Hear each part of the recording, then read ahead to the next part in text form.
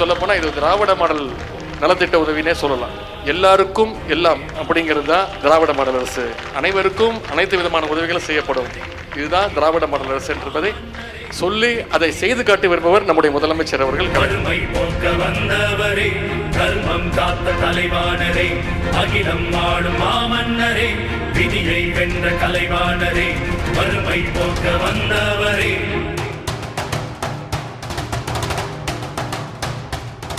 தர்மம் காத்த தலைவானரே,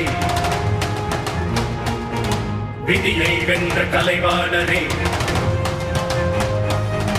தர்மம் காத்த தலைவானரே, விதியை வென்ற கலைவாணரே.